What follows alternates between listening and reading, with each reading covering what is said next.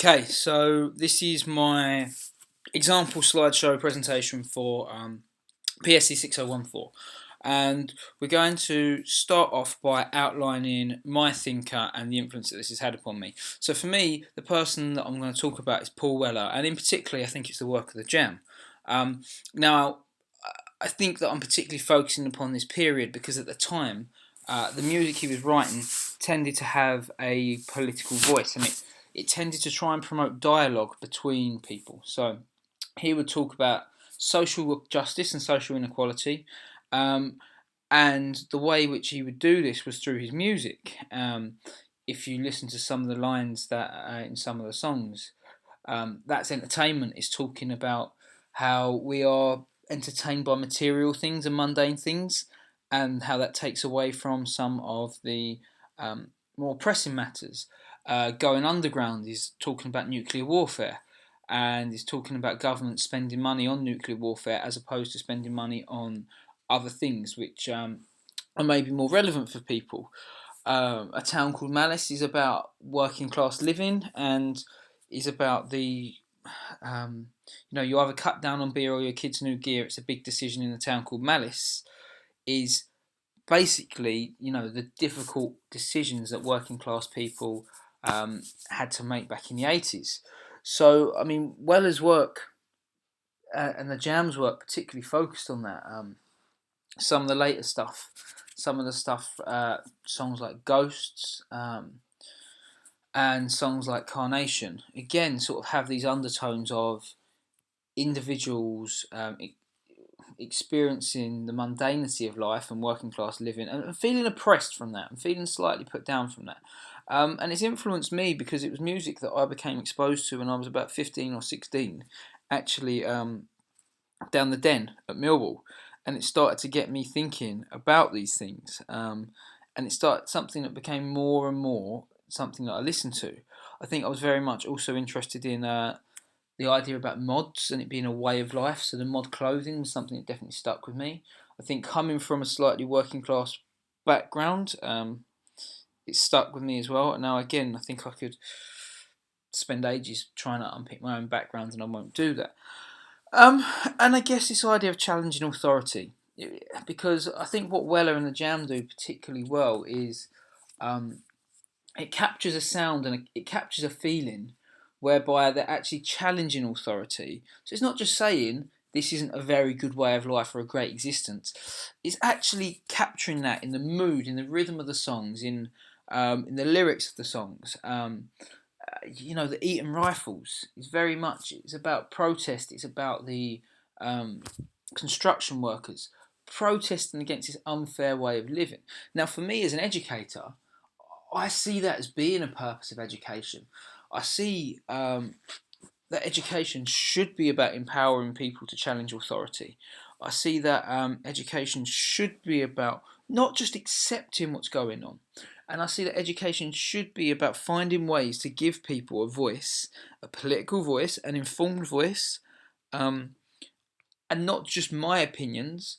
Um, and that should be captured in a mood. So I guess this is where Paul Weller and the Jam really started to influence me, and it's really something that I think is I think I've started to take into my teaching. Now, I mean, these are some quotes from Weller, which aren't just in his music, but they really sort of some of these stick with me because I think somebody who teaches PE, this concept of not wanting to talk about politics, or we don't talk about politics because we're not clever enough. It's something that's kind of stuck with us, and this idea about politicians being out of step with people is something that I really believe in, and it's something that, um, you know, uh, why have we got people who have never worked a day in education running the education system? Why have we got people who have never worked a day in sport, ministers for sport? Why have we got people who have never experienced a diverse um, background being in the system, being ministers for diversity and equality?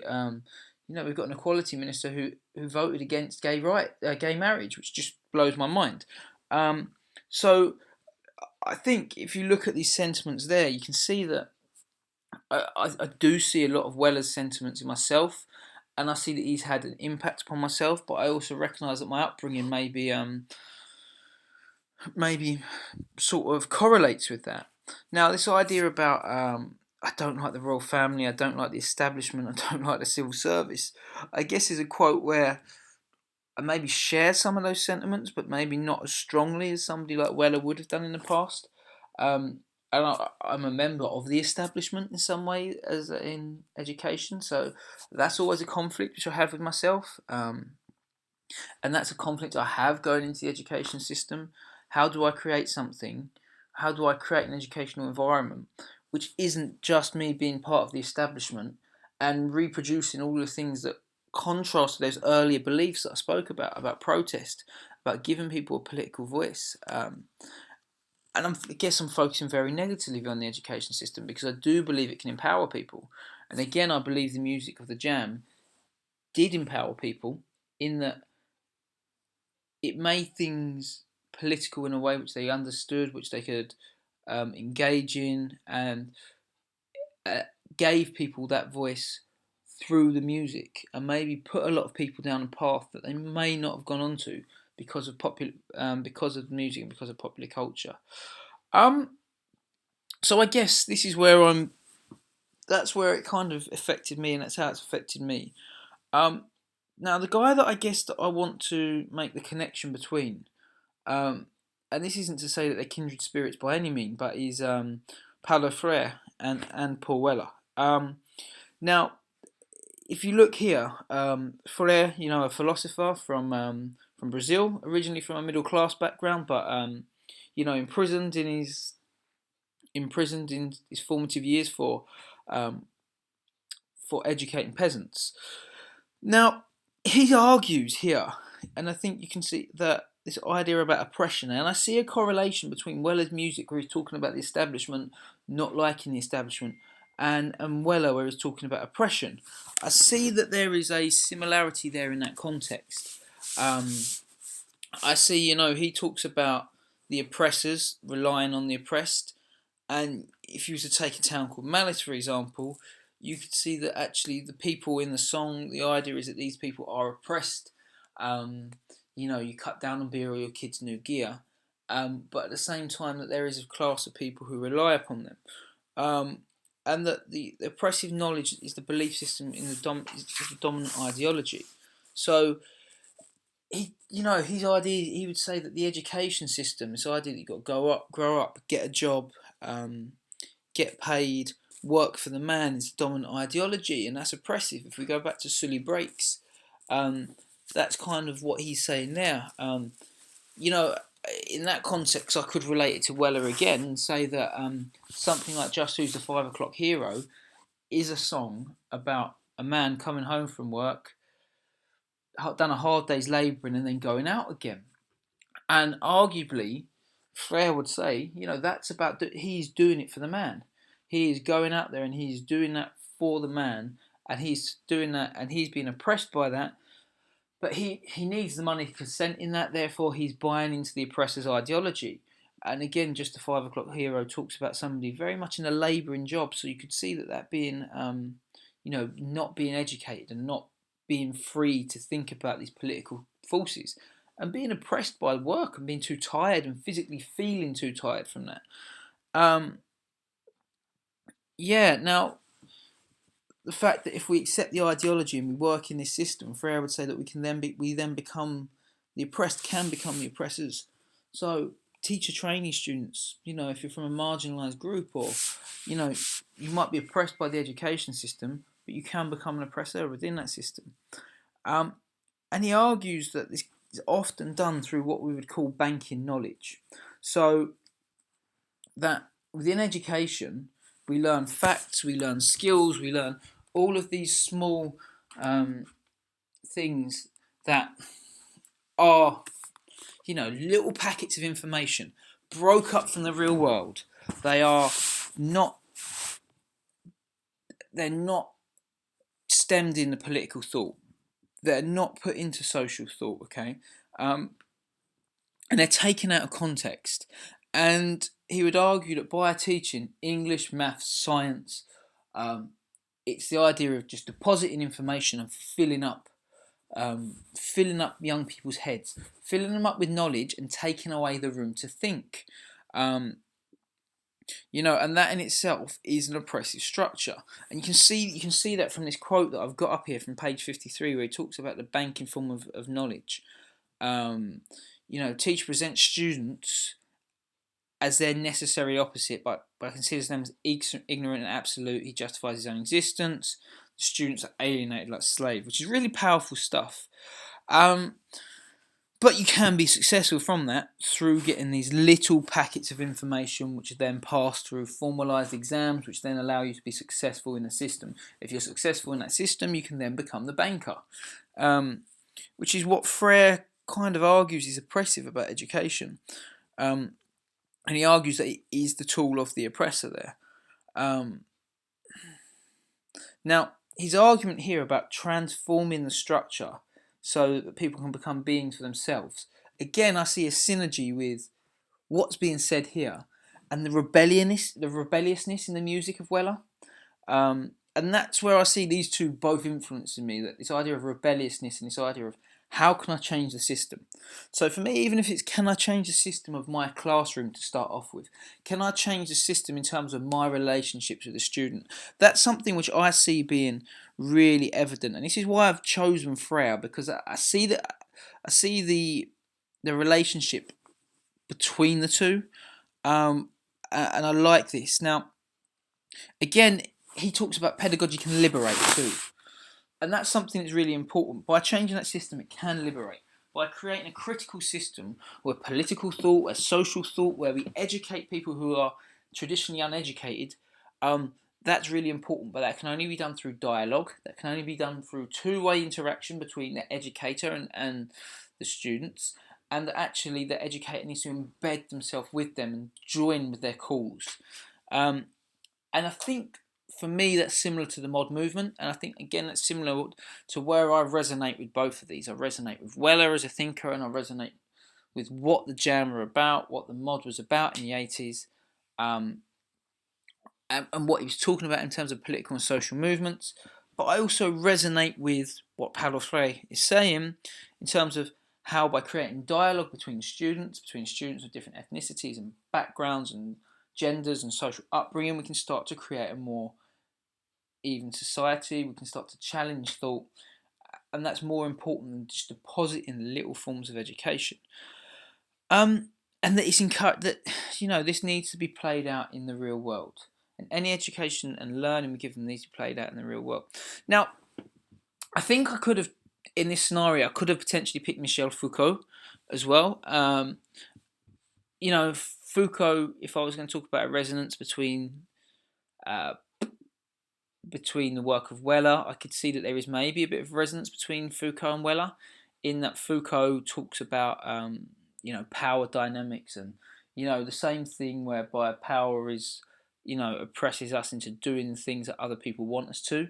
But I kind of feel positively towards what Freire is saying, that there is this hope and there is this chance through dialogue, and that's something that I really value and I really want to put into practice. And I do feel like Weller and his music did that.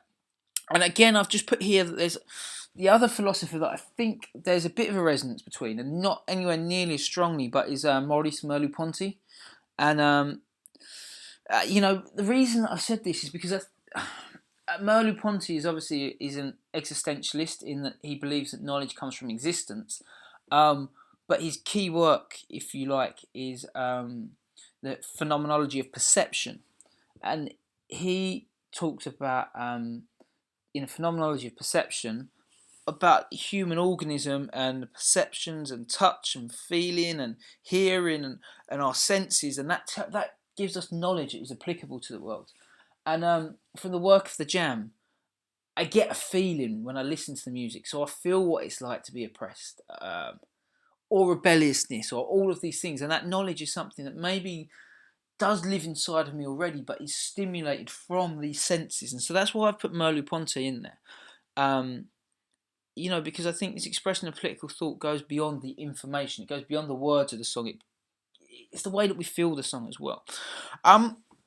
So in terms of the philosophers, that's where I've kind of finished it off there. Now, for me, how this has influenced me in practice is these concepts of critical pedagogy, and within critical pedagogy, my interest is really comes down to promoting critical thinking through these characteristics, building an environment whereby I do deconstruct the power, and the power is not about me. The power is about the voices of other people to talk to each other and have dialogue, and that's really important.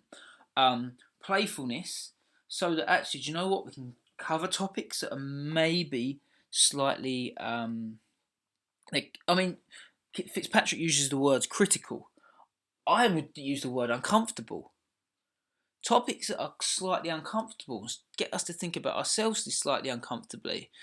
Are we homophobic? Are we sexist? Are we racist? Do we contribute to this system already without meaning to? And can we recreate or create playful situations that give us a platform to talk about this from, but also embody this so that you guys, students, feel what this is like. They feel what it's like to be discriminated against. They feel what it's like to have different forms of power exposed upon them, and that's something that I'm really, I think, is a good way of taking these ideas of Frey, taking the ideas of Weller in what he's saying to me and how he's influenced me, and putting it into practice. And the example that I would give of how I've tried to do this, if you like, is through this module. And I've just put some references down there who are other people who talk about the use of critical pedagogy in higher education. But so for me, putting it into practice has been about doing what works. So using playful activities, using practical activities, using whatever works to get the point across. So things like drawing, which are things we associate with being, childhood. Something I've put in there for this idea of playfulness, creating the environment, getting you guys to come up with the rules, getting you guys to set the environment for me, getting you guys to put what you want into the assessment. For me, that's all something that I think is about creating the environment so that learning becomes about a group dialogue as opposed to me just depositing that positive information or depositing the information that I want to on you. It's also about, it makes, so we've planned to study critical topics and do that through playful games. So if you go back to last week with the biscuits and Foucault, quite a difficult idea in some senses, but actually let's take that idea of surveillance and put it into an activity, put it into a game. Recognizing that there's more than one way to express ourselves and that we should embody that throughout there. Trying to create small group discussions so that dialogue takes place, and putting the focus predominantly on questions. So rather than me giving you information, let's put the focus on questions. Even when you guys did a practical activity, that practical activity was there to prompt lots of questions about knowledge. And in a few weeks, we'll do some other practical activities, but also prompt questions about how we experience the body and so on. So for me, a critical pedagogy has to give you that experience of it. And so throughout the module, I've tried to integrate those 5 ideas about you guys embodying and experiencing the criticality, the dialogue, and also changing that power dynamic through the way that we work with one another. So that's really, I guess, what I would say is how I put it into practice and how I've tried to do that. Just got some references there, and I've got another page here if you guys want to look at it. And that's my 19 minutes. So thank you very much. I hope that this is useful for you. And yeah, there we go.